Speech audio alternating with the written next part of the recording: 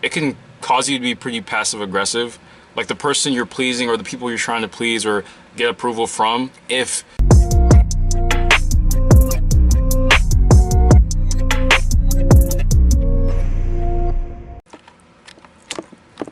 what's up guys, back with another video. Let's get into it. This one is on people pleasing. Are you a people pleaser? Do you need people to validate your existence all the time? Do you need people to approve of you, give you a thumbs up, give your actions a thumbs up? And it's not just that. I mean, people pleasing can be the inability to say no to requests or say no to people because you feel bad or you feel like you should always be there for people at all times, and you just can't really say no. Now, people pleasing in a way, it's nice because it helps you understand that, you know, this is a big world, and of course it's good to help people outside of you. It's good to look after people. But when you can never say no to people, or when you constantly need people to approve of you and give you the thumbs up before you do something or before you can be how you are, it really takes you away from yourself, because you need someone to say, okay, you can do that before you want to do that. You want to start learning how to ski. You need your friends to say, oh yeah, you should totally do that before you do it. You want to go see a movie, you need your friends to be there with you, or you're gonna feel awkward or weird watching that movie by yourself. You see how little kind of sneaky this is? The bad side of people pleasing is that it can cause you to be pretty passive aggressive. Like the person you're pleasing or the people you're trying to please or get approval from, if sometimes they're giving you approval and sometimes they're not, you can end up actually resenting the person because you're like, oh, I'm doing all of this for them and they're not, you know, saying, oh, that's cool, or they're not giving me that validation, or they're not enjoying it. And what you do is you start doing passive aggressive things because you don't want to come off, you want to keep your self-image that you're a good person, you're helpful, and you like to help people. You want to keep that self-image, but a part of you still needs to let out that anger or that little bit of you that's kind of upset at that person you're trying to please. You're trying to let that out in subconscious passive aggressive ways. Like, for example, if you usually help someone with fixing their car, right? Let's say you're good with cars and you help them fix their car. You're always there to help them fix their car, and then at some point they kind of like start ignoring you, or they don't really need your help. The next time you go there to fix their car,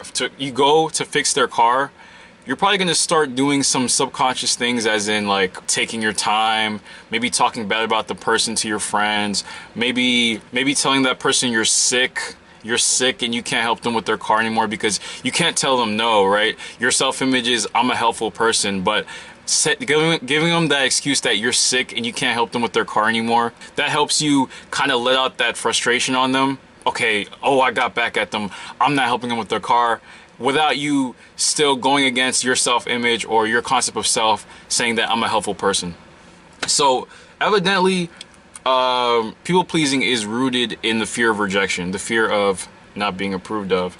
And this could go back to childhood. I mean, if you had like strict parents, or if your parents were always like criticizing you, just nitpicking at you, that can cause you to be people pleasing, because you don't want that same thing occurring with other people that you meet or the people in your circle. You don't want them nitpicking at you, and maybe you don't want to nitpick at them because you know how that feels.